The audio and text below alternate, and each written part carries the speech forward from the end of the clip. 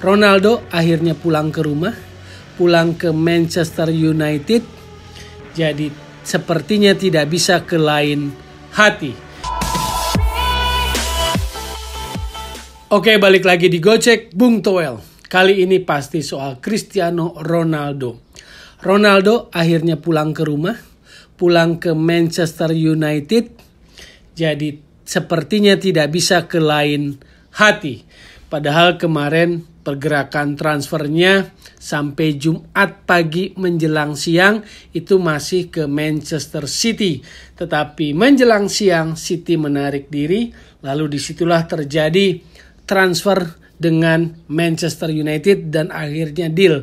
Jadi Jumat makan siang keputusannya perpindahannya adalah ke Manchester United 28 juta euro. Jadi itulah drama tentang transfer Cristiano Ronaldo akhirnya kembali ke rumahnya. Welcome home Ronaldo. Inilah cerita salah satu pemain terbaik, peraih 5 Ballon d'Or dan juga pengoleksi 5 gelar title Liga Champion. Jadi saya mau cerita saja tentang apa yang terjadi di Juventus dalam beberapa musim terakhir. Dan memang akhirnya Ronaldo mendarat lagi di Premier League, mendarat di rumahnya Old Trafford. Nah, kalau bicara soal kepentingan MU, jelas MU punya kepentingan dengan kemampuan atau aspek sepak bolanya Cristiano Ronaldo. Tetapi juga di sisi lain ini juga adalah sebuah kepentingan atau image-nya Premier League. Image Premier League butuh seorang pemain besar seperti Ronaldo yang ikonis. Jadi mega bintang seperti Ronaldo harus ada di Premier League karena circumstances-nya di kompetisi liga top-top Eropa, Messi ada di Ligue 1 dan itu membuat Ligue 1 Prancis dilirik oleh publik sepak bola dunia karena ada nama besar Messi. Makanya jangan heran kalau sekarang Real Madrid sedang ngotot, sedang ambisius mengejar Kylian Mbappe. Ini juga adalah kepentingannya buat La Liga.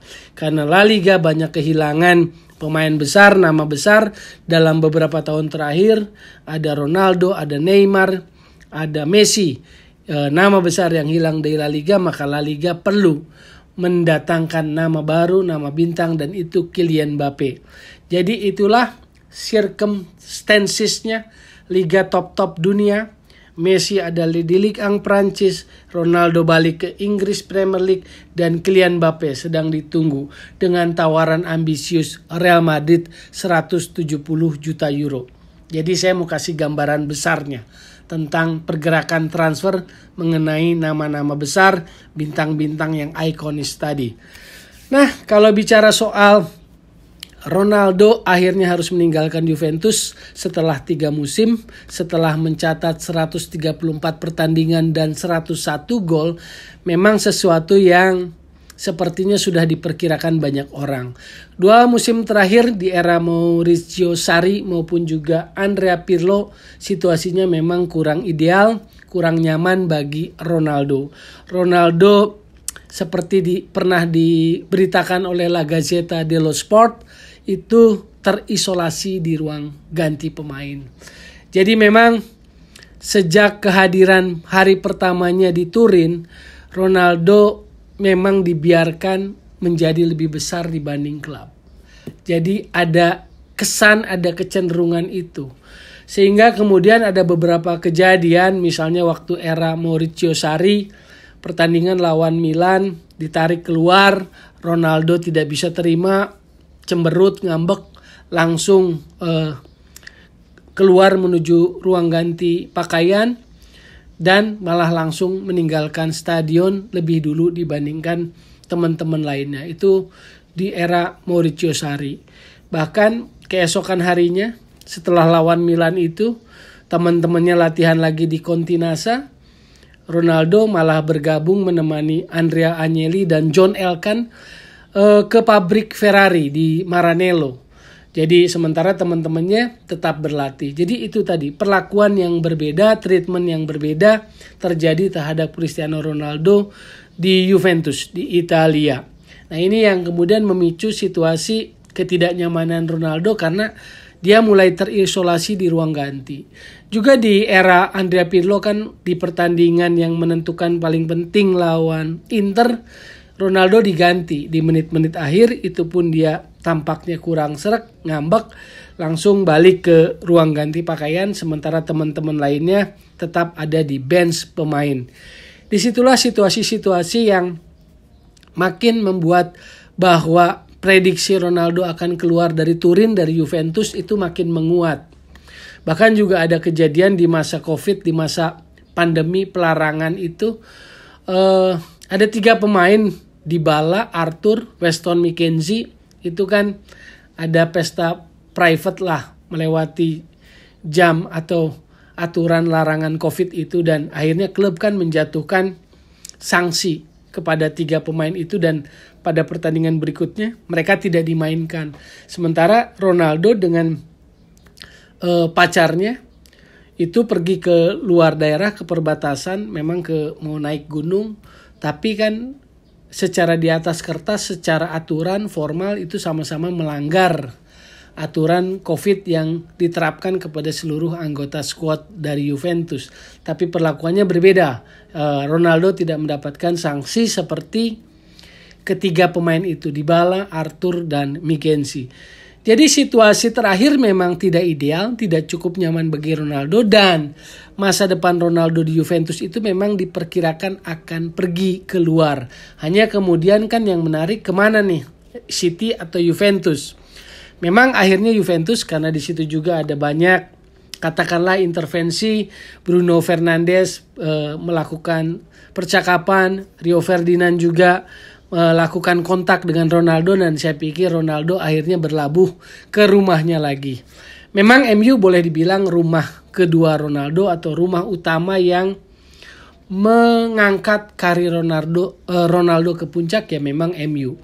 Kalau kita bicara masa lalunya, kecilnya adalah sang ayah Jose Diniz Aveiro kan, yang punya peran besar dalam karir sepak bola Ronaldo. Dia seorang kitman, ayahnya kitman, perlengkapan. Tapi luar biasa kita lihat seorang ayah yang kitman, yang biasanya dipandang sebelah mata di sebuah klub, itu punya seorang anak yang akhirnya jadi mega bintang, pemain terbaik dunia. Itulah Jose Diniz Aveiro yang men-challenge Ronaldo untuk main bola, lalu di CD Nasional, dan umur 11 ke Sporting Lisbon. Sayang Diniz Aveiro 2005 karena sakit gagal ginjalnya meninggal, dan luar biasanya saat itu pun Ronaldo sehari setelah ayahnya meninggal masih dalam masa berkabung. Ronaldo masih ngotot untuk bermain bagi tim nasional Portugal di kualifikasi Piala Dunia 2005 lawan Rusia. Jadi itulah Ronaldo, bayangin masih berkabung, ayahnya baru saja meninggal, dia sudah bermain bola lagi untuk Portugal, kualifikasi Piala Dunia 2005 lawan Rusia. Jadi itulah kontribusi besar seorang ayah, Jose Diniz Aveiro, yang kemudian menantangnya, men-challenge-nya, mengantarkan Ronaldo usia 11 tahun Sporting Lisbon. Bakatnya memang dibentuk di Sporting Lisbon karena waktu itu memang badannya kurus krempeng. Beda lah dengan sekarang yang 36 tahun tapi badannya luar biasa kayak Terminator, Robocop. Dulu kurus krempeng, seringkali jatuh direbut bola, jadi banyak jatuh lah di lapangan, kata Ronaldo. Tetapi orang Sporting Lisbon, tim medisnya tahu betul bahwa untuk anak yang punya kecenderungan tinggi, mereka amati betul Ronaldo dengan bakatnya ini. Kepadatan tulangnya mereka ukur untuk mengetahui kemungkinan tingginya Ronaldo nantinya. Perkiraan tingginya sudah mereka pikirkan sejak Ronaldo usia 13-14 tahun di Sporting Lisbon waktu itu ya. Nah, Ronaldo diperkirakan tingginya itu mencapai 1,89 meter sejak di Sporting Lisbon, dan perkiraan itu sangat mendekati tinggi realitas Ronaldo saat ini.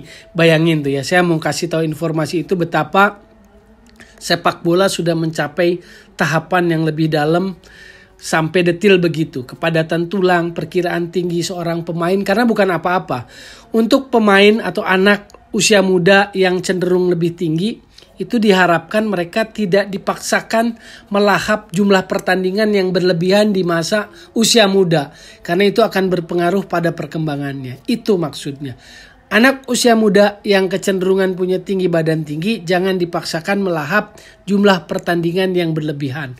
Itulah yang dialami Ronaldo di Sporting Lisbon sampai hebat. Pelatihnya Laszlo Bologna juga sampai mengaguminya, terutama skill teknik step overnya. Step overnya kan sangat luar biasa. Bisa 3 kali step over dalam hitungan detik. Dan kecepatan keseimbangan badan yang luar biasa dari seorang Ronaldo.